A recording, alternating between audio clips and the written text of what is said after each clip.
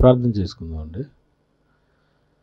ప్రేమగల మా తండ్రి దేవ, మీ ప్రేమ చేత మమ్మల్ని కాపాడి భూమి మీద మీ కొరకు బ్రతకడానికి, మీ పని చేయడానికి మీరు మాకు ఇచ్చినటువంటి అవకాశానికి వందనాలు చెల్లిస్తున్నాం తండ్రి దేవా. మా కొరకు మీరు రాయించినటువంటి మాటలను మేము ఆలోచించి భూమి మీద ఎలా బ్రతకాలో తెలుసుకొని బ్రతకగలిగేటట్లు సహాయం చేయండి. యేసుక్రీస్తు పేరట ఈ ప్రార్థనకు సమర్పిస్తున్నాము తండ్రి, ఆమేన్. ప్రకటన గ్రంథం 14వ అధ్యాయము. ప్రకటన గ్రంథం 14వ అధ్యాయము 13వ వచనం చదువుకుందాం. ప్రభునందు మృతునందు మృతులు మృతులు ధన్యులని వ్రాయుమని పరలోకము నుండి ఒక స్వరము చెప్పగా వింటిని. నిజమే. వారు తమ ప్రయాసములు మాని విశ్రాంతి పొందుదురు. వారి క్రియలు వారి వెంట పోవునని ఆత్మ చెప్పుచున్నాడు. చూడండి, అంతటా ఇప్పటి నుండి ప్రభువునందు మృతులు ధన్యులని వ్రాయమని పరలోకము నుండి ఒక స్వరము చెప్పగా వింటిని. నిజమే, ప్రభువునందు మృతులు ధన్యులు. నిజమే, దేవుని కోసం బ్రతికి ప్రభువునందు మృతులు, దేవుని కొరకు బలైపోయిన వారు, దేవుని సేవలో బలైపోయిన వారు, దేవుడు దేవుడు దేవుడు అనుకొని దేవుని కొరకు ఎన్నో ప్రయాణాలు చేసిన వారు, ఎంతో ప్రయాసపడిన వారు, వాళ్ళ కోసం వ్రాయు అని. నిజమే, వారు తమ ప్రయాసములు మాని విశ్రాంతి పొందుదురు. వారు తమ ప్రయాసములు మాని అంటే భూమి మీద దేవుని కోసం బ్రతుకుతున్నటువంటి ప్రతి మనిషి దేవుని కొరకు పడేది ప్రయాస అంటే దేవుని కొరకు బ్రతకాలనుకునేటటువంటి ప్రతి ఒక్కరూ ఎన్నో కష్టాలు అనుభవించాలి, ఎన్నో బాధలు అనుభవించాలి. ఇదంతా మనం ఎన్నో సంవత్సరాలుగా వింటున్నాం. కానీ దేవుని కొరకు ప్రయాస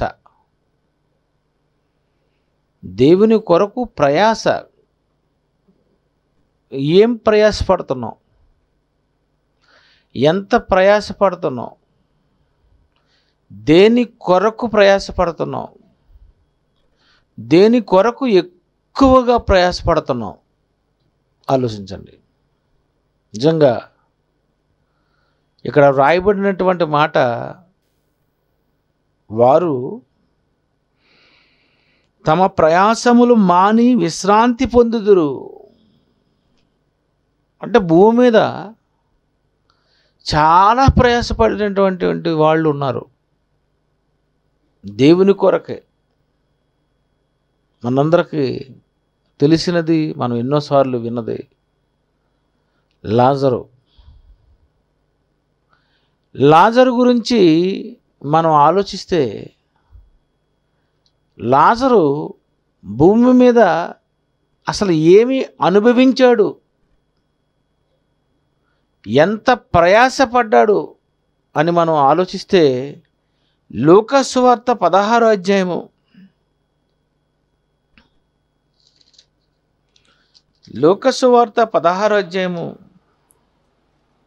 20వ వచనం. లాజరు ఒక దరిద్రుడుండెను, అతడు కురుపులతో నిండిన వాడై ధనవంతుని ఇంటి వాకిట పడి ఉండి అతని బల్ల మీద నుండి పడు రొట్టె ముక్కలతో. లాజరు నాడు కురుపులతో నిండిన వాడే. అంటే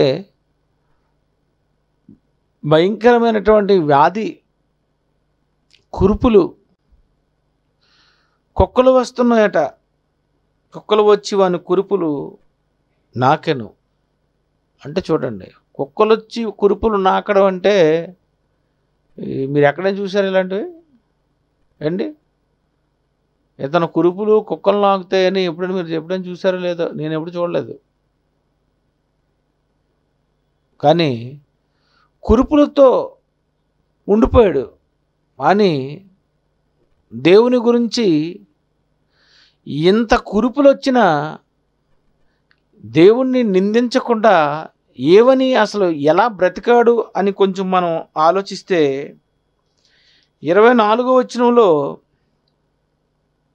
తండ్రివైన 25వ వచనం, అందుకు అబ్రహాము కుమారుడా నీవు నీ జీవిత కాలమందు నీకిష్టమైనట్టు సుఖము అనుభవించితివి, అలాగుననే లాజరు కష్టము అనుభవించానని జ్ఞాపకము చేసుకొనుము.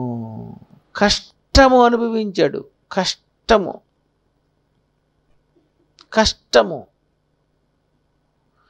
అంటే అతనికి దేవుడు ఏమి ఇవ్వలేదా? అతనికి దేవుడు ఏ సుఖం ఇవ్వలేదా? కురుపులతోనే ఉన్నాడా? ఇంతకీ లాజరు కురుపులతో ఉన్నాడంటే ఎన్ని సంవత్సరాలుగా కురుపులతో ఉన్నాడు? ముసలైపోయిన లాస్ట్ స్టేజ్లో కురుపులతో ఉన్నాడా? ఎప్పటి నుండో ఇలాంటి కురుపులతో బాధపడుతున్నాడా? అసలు ఏం అనుభవిస్తున్నాడు లాజరు అని ఆలోచిస్తే మరి అబ్రహాం గారు అంటున్నారు, కష్టము అనుభవించాడు. అతను కష్టం అనుభవించాడు.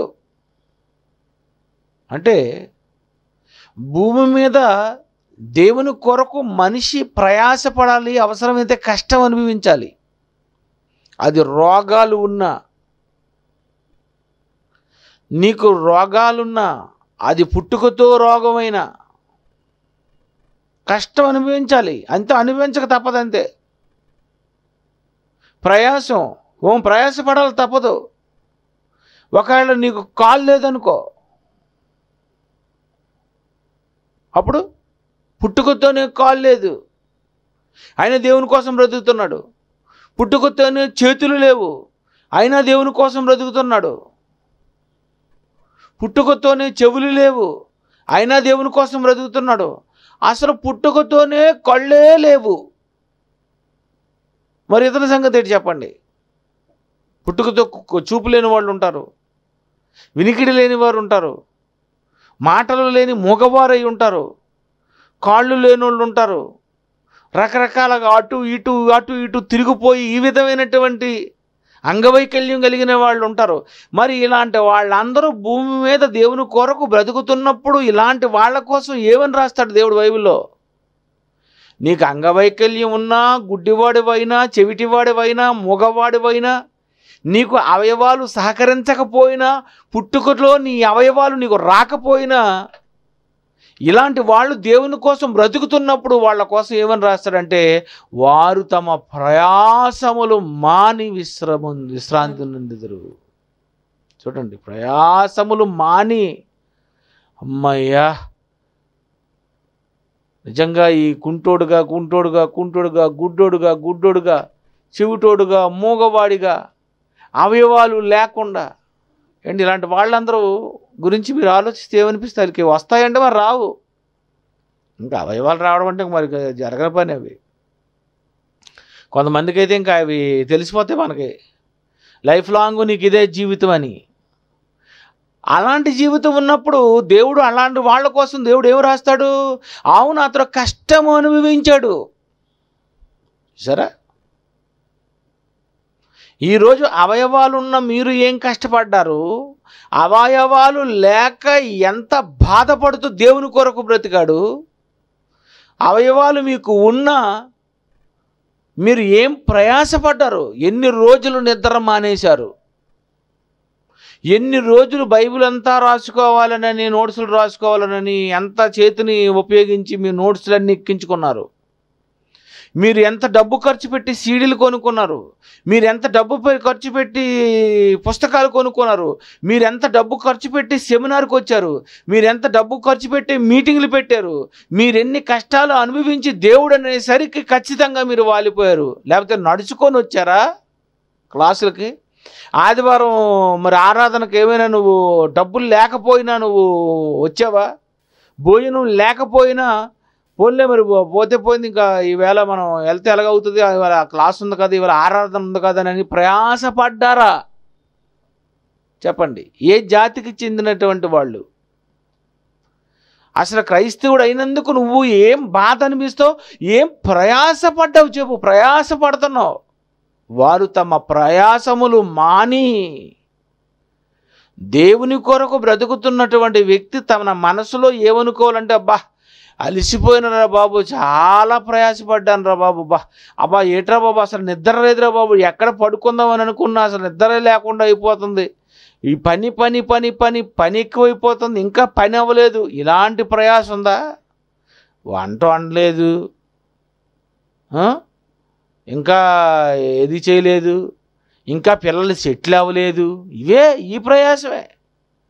ఇంకా పిల్లకి ఇంకా పెళ్ళి కుదరలేదు, వీడికి ఇంకా జాబు రాలేదు, ఈరోజు ఏ ప్రసంగాలు ఉన్నాయి చెప్పండి? ఈరోజు క్రైస్తవులు మీరు ఇబ్బందుల్లో ఉన్నారా? కష్టాల్లో ఉన్నారా? ఎందులో ఉన్నారు? ఈ వాక్యం తెలియని ప్రతి ఒక్కడో ఇలాగే మాట్లాడతాడు, ప్రసంగం ఇలాగే చేస్తాడు. ఈ వాక్యాలు తెలియని ప్రసంగాలు ఎలాగుంటాయంటే, నువ్వు బాధపడుతున్నావా, నువ్వు రోగముతో ఉన్నావా, నువ్వు రోగంతోనే ఉండాలి. లాజరు కురుపులతోనే ఉన్నాడు, అంతే. నువ్వు ప్రయాసపడాలి, నువ్వు కురుపులతోనే ఉండాలి, నువ్వు కష్టం అనుభవించాలి. నువ్వు భూమి మీద అంగవైకల్యంతో పుట్టావా, అయితే నువ్వు ప్రయాసపడాలి. మరి ఇలా అవయవాలు లేని వాళ్ళు, అసలు చూపు లేదంటే ఎంత ఘోరం అండి బాబు, అసలు లోకమే చూడము, చీకటి, అంత చీకటి, పూర్తి చీకటి. వాళ్ళు ఏం పెట్టారో, అసలు ఏమున్నదో ప్లేట్లో, అందులో మనం ఎలాంటి వాళ్ళు?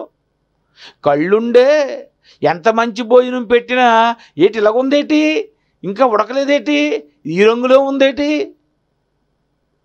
మన వేషాలు. ఎందుకంటే అన్నీ బాగుండి మనకు అలాగుంది. అసలు ఏమీ లేని గుడ్డివాడు ఏమనుకోవాలి? ఆ వ్యక్తి ఏమనుకోవాలంటే, అయితే భూమి మీద నేను గుడ్డివాడుగా పుట్టినందుకు నేను కష్టం అనుభవించాలి, అయినా నేను ప్రయాసపడాలి. కుక్కలు వచ్చి నాకుతున్నా నేను దేవుని విడిచిపెట్టకూడదు, దేవుని కొరకే నేను బాగా కష్టపడాలి. ఇలాగా కురుపులతో ఉండి కుక్కలు నాకి కష్టపడి కష్టపడి కష్టపడి కష్టం అనుభవించినటువంటి లాజరు గురించి ఏమని రాస్తున్నాడంటే, అలాగుననే లాజరు కష్టం అనుభవించినని జ్ఞాపకము చేసుకొనుము, ఇప్పుడైతే వాడు ఇక్కడ నెమ్మది పొందుతున్నాడు. ఎక్కడ నెమ్మది పొందుతున్నాడండి? పరదేశికి వెళ్ళినటువంటి వ్యక్తి అట అక్కడ నెమ్మది పొందుతున్నాడట. అంటే పరదేశికి వెళ్ళినా అక్కడ నాకు నెమ్మది వచ్చింది అని అన్నాడు అంటే, ఈ ఫీలింగ్లు ఉన్నాయంటారా లేవంటారా మీరు ఆలోచించండి. ఎంత కష్టం అనిపించారు బాబు, ఎంత కురుపులు, ఎంత రసులు, ఎంత నొప్పులు. ఇవో పక్కనేమో తిండి లేదు, రొట్టె ముక్కలతో ఆకలి తీర్చుకొనగోరెను అంటే ఆలోచించండి. ఏంటి ప్రయాసం, ఏంటి ఎంత కష్టం? దేవునిలో ఉన్నటువంటి వ్యక్తులు భూమి మీద దేవుని కొరకు కష్టం అనుభవించాలి. వాళ్ళు పేదవాళ్ళు, వాళ్ళు అంగవైకల్యులు, వాళ్ళకి పాపం ఏమీ లేనోళ్ళు, పాపం అంటే నువ్వు పాపం పాపం అనక మనం అనుకుంటాం, పాపం లేదండి మరి పరిస్థితి బాగాలేదు అందుకే వీళ్ళు అని. అది నువ్వు అనుకుంటావేమో, దేవుడు అలాగ అనుకోడు. నువ్వు కష్టం అనుభవించి దేవుని కొరకు బ్రతకాలి భూమి మీద. నువ్వు శ్రమలో అనుభవించాలి, నువ్వు ప్రయాసపడాలి. నువ్వు ప్రయాసం దేవుని కొరకు నువ్వు బ్రతుకుతున్నావు అంటే, నీకు ఒకవేళ కష్టాలు వచ్చాయనుకో, ఆ కష్టాలను నువ్వు కష్టాలు అనుభవించవలసిందే. అంతే, కష్టాలు అనుభవించు, ప్రయాస అనుభవించు. మధ్యలో ఒకళ్ళు వస్తాయి, దానికే ఉంది. ఇప్పుడు యోబు గారు ఉన్నారు, యోబు గారు ముందు బాగున్నారు, తర్వాత ఏమైంది, అతనికి మళ్ళీ కష్టం వచ్చింది, ఆయన చాలా బాధపడ్డాడు. బాధపడిన బాధలు వచ్చినా దేవునిని విడిచిపెట్టకుండా నీ కష్టాలు నీ ప్రయాసాలు నువ్వు అనుభవించాలి. అది అనుభవించాలి. ఏం కష్టం అనుభవించావు, ఏం ప్రయాసం అనుభవించావు, ఎంత అలసిపోయావు.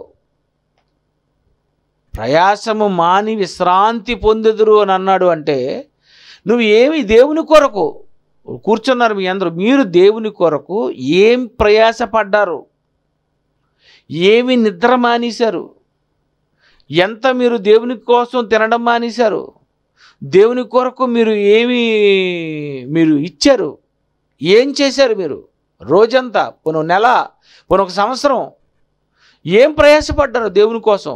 నిజమే, నేను ఇంత కష్టపడి నేను ఈ డబ్బు తెచ్చి ఇగో దీనికి ఉపయోగించండి అన్నాను, ఇగో నేను ఇలా కానుకేశాను. ఇలాంటి వాళ్ళందరినీ దేవుడిని ఖచ్చితంగా మెచ్చుకుంటాడు. ఖచ్చితంగా విధవరాలు ఇచ్చింది, ఇవ్వగానే ఎందుకన్నాడు యేసుప్రభు వారు? అవును, ఆమె తన జీవనం అంతా ఇచ్చిందంటే ఇంకా రాత్రికి భోజనం లేకుండా సెటిల్ అయిపోదాంలే. ఇప్పుడు జీవనం అంతా ఇచ్చేసిందంటే అర్థం ఏంటన్నమాట, ఇది ఉంటేనే ఆమె తింటుంది, కానీ ఇది ఆమె ఇచ్చేసింది, మరి లేదు, అర్థం ఏంటి? అంతే ప్రయాసం. అంటే ఇలాంటి ప్రయాసము ఇలాంటి వాళ్ళందరి కోసం అని అంటున్నాడు ఆయన. ఏమని రాశాడు ప్రకటన గ్రంథం 14:13. అంతటా ఇప్పటి నుండి చూసారా, ఎక్కడ మీకు దీవులు ఉంటాయి, ఆశీర్వాదాలు ఉంటాయని అనుకోకండి. ఎప్పటి నుండి ప్రభునందు మృతులు ధన్యులు, ధన్యులని వ్రాయమని పరలోకం నుండి ఒక స్వరం చెప్పగా వింటిని. నిజమే, వారు తమ ప్రయాసములు మాని. నిజమే. అవును, నిజమే. వాళ్ళు తమ ప్రయాసములు మాని విశ్రాంతి పొందుదురు. చూసారండి, ప్రయాసములు మాని విశ్రాంతి పొందుదురు. గుడ్డివాడిగా పుట్టినటువంటి వీడు చనిపోయిన తర్వాత పరదేశికి వెళ్తే ఏమనుకుంటా, అమ్మాయ్యా బాబోయ్ చూపు వచ్చింది నాయన, నాకు భూమి మీద చూపు లేకుండా బతికాను. ఎన్ని సంవత్సరాలు? 60 సంవత్సరాలు బ్రతికినటువంటి వాడిని ఏమనాలి? ప్రయాసపడ్డాడు. కళ్ళు ఉన్నాయి కనుక, నీకు చూపు ఉంది కనుక, నీకు తెలియడం లేదు కనుక దీని విలువ. అన్ని అవయవాలు బాగుండి నువ్వు ప్రయాసపడలేకపోతున్నావు, కష్టము అనిపించలేదు. నువ్వు నీది కష్టము కాదు, నీది పెద్ద ప్రయాస కాదు, చిన్న పని చేసి అలిసిపోయానంటావు. పోనీ అంత ఎక్కువ పని చేసావా? నువ్వు బాగా ప్రయాసపడ్డావా?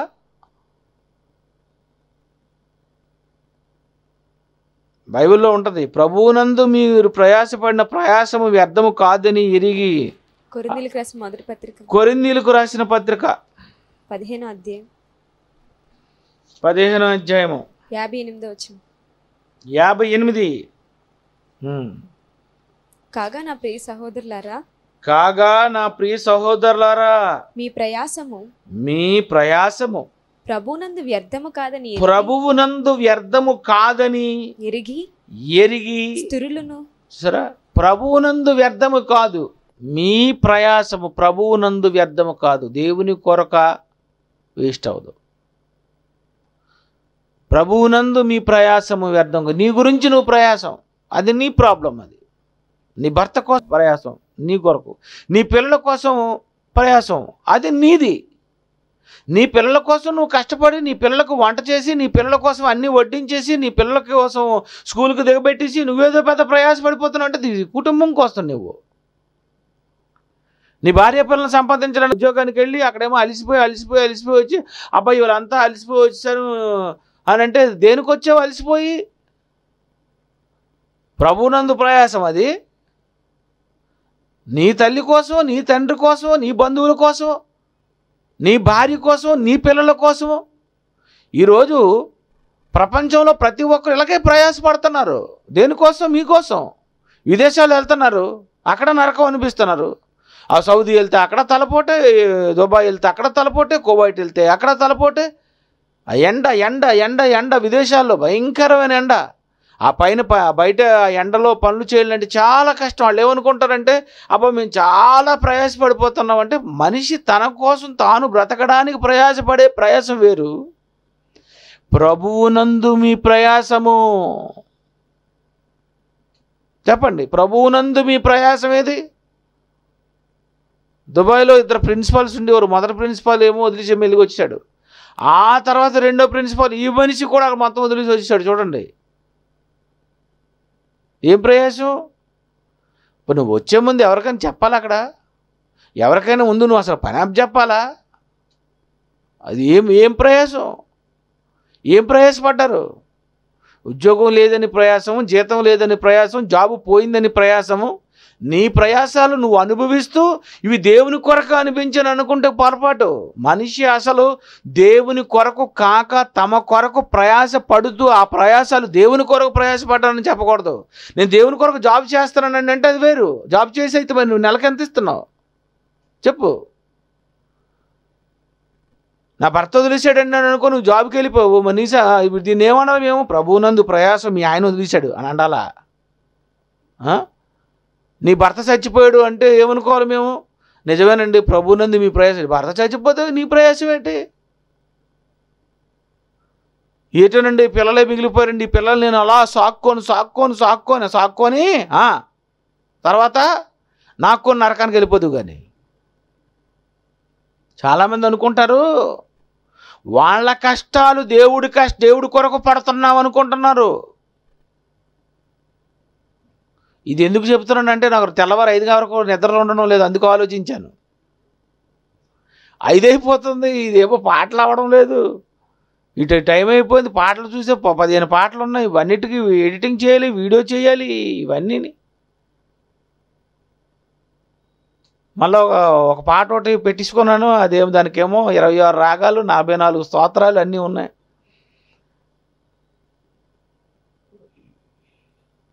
అలాగా ఈరోజు మనిషి పడుతున్న ప్రయాసము తన కొరకు ప్రయాసపడినాడు ప్రతి ఒక్కరు, ప్రభు కోసం కాదు. యేసు ప్రభు కూడా అన్నాడు, ప్రయాసపడి భారము మోసుకొనిచున్న బ్యాచి. వీళ్ళెవరు? చూసారు ఇప్పుడు మీకు అర్థమైపోయింది. ఈ బ్యాచ్లో నువ్వు ఉన్నావా? ప్రభువునందు మీ ప్రయాసంలో ఉన్నావా? చెప్పు. ఈరోజు లోకం అంతా ఎలాగుందంటే ప్రయాసపడి భారము మోసుకున్న సమస్త జనులారా. దేనికోసం భారం? దేనికి భారపడుతున్నారు? దేనికి ప్రయాసపడుతున్నారు? లోకంలో తమ కోసం తాము బ్రతకడం కోసం ప్రయాసపడుతున్న ప్రయాసం వేరు, ఇక్కడ అంటున్న ప్రయాసం ఏ ప్రయాసం? 58 కాగా నా ప్రియ సహోదరులారా. ఇదనమాట. ఎవరు ప్రియులు? దేవుని కొరకు ప్రయాసపడిన వారు. నా ప్రియ సహోదరులారా, మీ ప్రయాసము ప్రభువునందు వ్యర్థము కాదని ఎరిగి స్థిరులు కదలని వారు. ఎప్పుడు ప్రయాసం అని, ఎప్పుడు ప్రయాసం అని, ఎప్పుడు బాధనా అంతే. ఇది కంటిన్యూ చేయాలి. ఈ ప్రయాసం ఇలా కంటిన్యూ అయిపోవాలి. మీరు ఏం చేయాలంటే స్థిరులు. ఈ దేవుని కొరకు వచ్చినటువంటి కష్టాలు అనుభవించటంలో, ఆ పనులు చేయటంలో మీరు స్థిరంగా ఉండండి. అబ్బా శనివారం వెళ్తే మొత్తం అంతా తుడిపించేస్తారండి బాబు, కడిగించేస్తారండి అని అనుకోకూడదు. అంతేనా? ఇదే చర్చ అయిపోగానే అందరూ దిగిపోతున్నారు, నేనైనా కుర్చీలు తీయాలి అనుకోవచ్చు. కుర్చీలు తీయడం పెద్ద గొప్పేటి. అదేమైనా 300 కేజీల కుర్చీయా? 100 కేజీల కుర్చీయా? 1.5 కేజీ కుర్చీ ఎత్తలేకపోతున్నాం. దానికి ఎంత బిల్డప్ అంటే లాస్ట్లోని అయ్యో బాబు ఇది డైరెక్టర్ గారు చూస్తున్నారా లేదా, ఆయన చూస్తుండగానే ఈ కుర్చీ ఎత్తితే ఇంకా అయ్యో బాబు 300 కేజీలు ఎత్తుతున్నారని అనుకుంటారు అనుకోని. ఇవన్నీ ఏంటండి ఇవి? ప్రభువునంతేనా ఇది? ఏంటి మీరు పడుతున్న చాలా సింపుల్ అండి, చాలా చిన్నవి మీకు గొప్పవనుకుంటున్నారు. ఇది కాదు. మీరు నిజంగా ప్రయాసపడింది ఎక్కడంటే సెమినార్లో ఒప్పుకుంటాను. ఎక్కడ పడింది అసలు నేను ఒప్పుకోను. ఇక్కడ ఎక్కల్లోనికే నేను అసలు తీసుకోను. ఇక్కడ మీరు ఒక రోజంతా కష్టపడ్డారనుకోండి, అది వేరు. ప్రార్థన అయిపోయిన తర్వాత ఏముంది, ఒక 1 అవర్ 1 అవర్లో ఎంతమంది? ఒక 20 మంది 30 మంది ఒకే మనిషి చేస్తే గుడ్ అనుకుంటాం. మనం అనుకుంటున్నాం ఏదో ప్రయాసపడిపోతుంది దేవుని కోసం, ఇదండి అదండి, ఉత్తినేనండి, అవన్నీ కాదండి. లాజరు కష్టం అనుభవించినని జ్ఞాపకము చేసుకొనుము. వారు తమ ప్రయాసములు మాని విశ్రాంతి పొందుదురు. మొదటి శతాబ్దంలో ఒక కారు లేదు, ఒక స్కూటర్ లేదు, ఒక బస్సు లేదు, ఒక విమానం లేదు, ఒక ట్రైన్ లేదు. కాలినడకని లేకపోతే గుర్రాల మీద ఎక్కడ పడితే అక్కడికి వెళ్ళడం, అక్కడే మళ్ళీ వండుకోవడం, తినడం, డేరాలు వేసుకోవడం, మళ్ళీ బయలుదేరడం. వీళ్ళు తమ ప్రయాసములు మాని విశ్రాంతి పొందుదురు. ఎవరు ప్రయాసపడిన వారు? ఎవరు దేవుని కొరకు ప్రయాసపడి భారము మోసుకొనిచున్నారు? మనిషి తన కొరకు ప్రయాసపడి ఈ ప్రయాసంలో దేవుణ్ణి అంటున్నారు, ఈ బాధల్ని ఈ కష్టాలని కొంచెం గట్టెక్కించి దేవా ఏంటి? అవి అంతే, అవి ఉంటాయి. పెళ్లి చేసుకున్నావు కనుక నోరు మూసుకొని నువ్వు పోషించుకోవాలి, అంతే, అది అంతే. పిల్లల్ని కన్నావు కనుక నువ్వు దాన్ని పెంచుకోవాలి, అది అంతే. రోగాలు తెచ్చుకున్నావు కనుక ఎక్కించుకున్నావు కనుక దానికి మాత్రలు రాసుకోవాలి, లేకపోతే నువ్వు హాస్పిటల్కి వెళ్ళాలి, ఆ మందులు అవి కొనుక్కోవాలి, అవన్నీ మెయింటైన్ చేసుకోవాలి, అది అంతే. దేవుని కొరకు ఏం ప్రయాసం! నిజంగా ఇలా దేవుని కొరకు ప్రయాసపడినటువంటి వాళ్ళకు అంటున్నాడు, వారు తమ ప్రయాసములు మాని. చాలా ప్రయాసపడ్డాం భూమి మీద, అంత మానేసాం. ఇక్కడ నెమ్మది పొందుతున్నాం. ఎన్నో సంవత్సరాలుగా గుడ్డివాడు పరదేశికి వెళ్తే ఏమనిపిస్తుంది? ఎన్నో సంవత్సరాలుగా అంగవైకల్యం ఉన్నవాళ్ళు వాళ్ళకి ఏమనిపిస్తుంది? కొంతమందికి 2 కాళ్ళు ఉండవు, అలాగా దేకురుకుంటూ 2 స్టూల్స్ అటు ఇటు పట్టుకొని అలాగలగల మెట్లు ఎక్కుకొని ఇలాగ వెళ్తుంటారు. వాళ్ళందరినీ ఏమనుకుంటావు చెప్పండి? నిజంగా వాళ్ళు అనుకుంటారు, చాలా ప్రయాసపడిపోయాము. వాళ్ళకి అలాంటి జీవితం వచ్చిందా? అంతే కష్టం అనిపించు. నీకు అన్ని అవయవాలు వచ్చాయా? నువ్వు చాలా అదృష్టం, నీ కష్టం తగ్గింది. కష్టం లేదు, ప్రయాసపడు. సువార్తికుని పని చేయి. తిమోతికి రాసిన 2వ పత్రిక 4వ అధ్యాయం 5వ వచనం. తిమోతి 4:5 వచనం. 2 తిమోతి 4వ అధ్యాయం 5వ వచనము.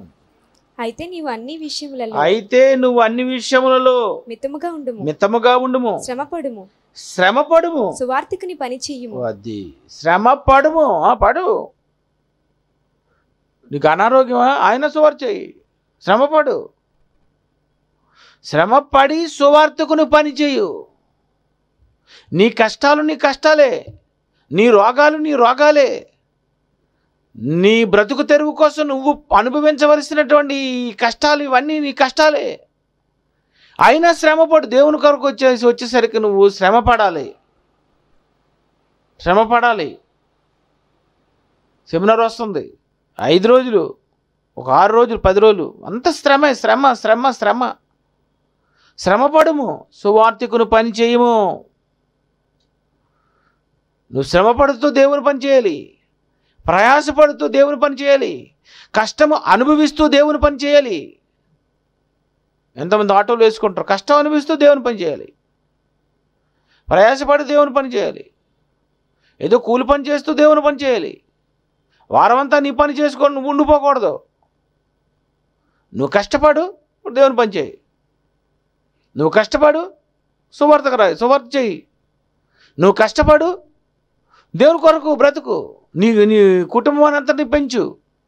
నీ పిల్లల్ని, నీ వాళ్ళను, నీ భర్తని, వీళ్ళందరినీ తీసుకొని రా. ఇవన్నీ ప్రతి క్రైస్తవుడు అనుభవించాలి. ఇలా ఎవరైతే ప్రయాసపడిపోతారో, ఇలా ప్రయాసపడుతున్నటువంటి వీళ్ళ కోసం ఆయన రాస్తున్నాడు. ఏమని రాస్తున్నాడు? వారు తమ ప్రయాసములు మాని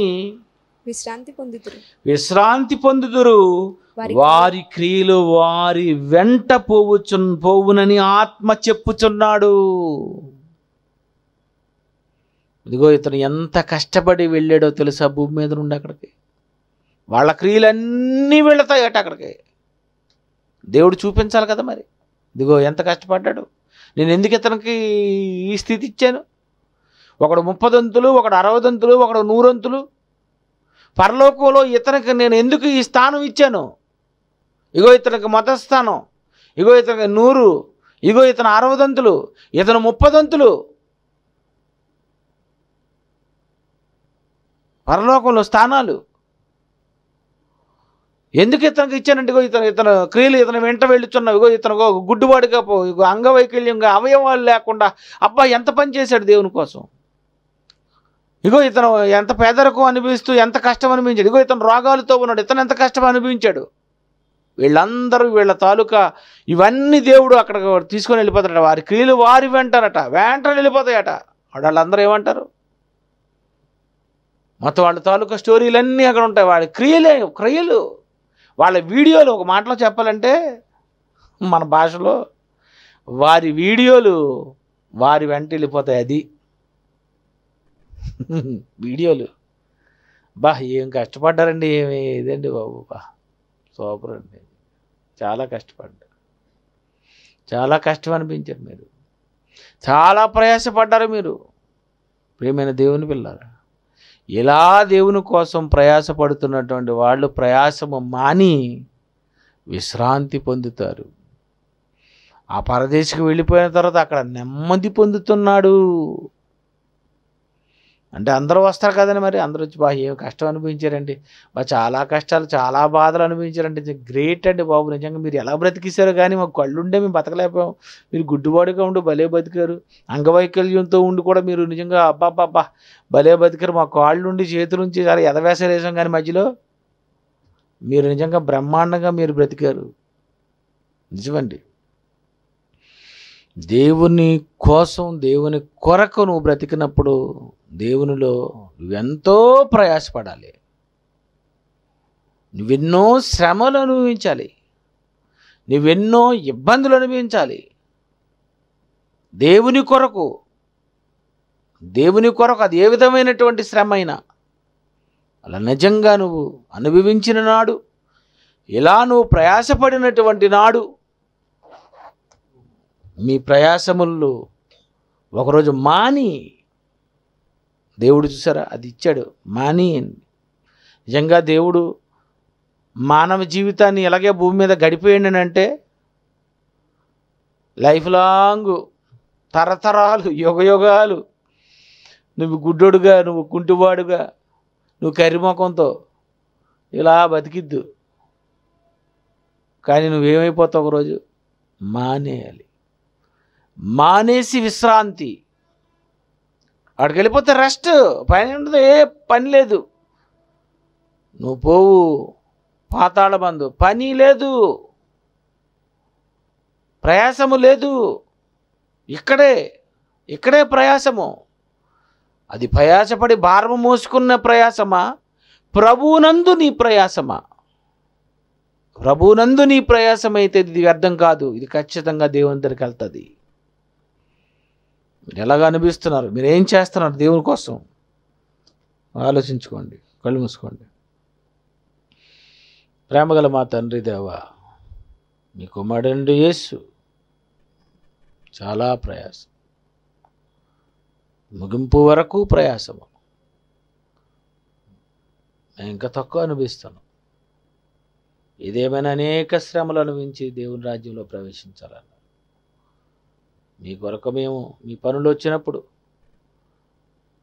చక్కగా అలసిపోతూ, కష్టపడుతూ, ప్రయాసపడుతూ పని చేయగలిగేటట్లు సహాయం చేయండి. యేసుక్రీస్తు పేరటి ప్రార్థనకు సమర్పిస్తున్నాం తండ్రి. ఆమేన్.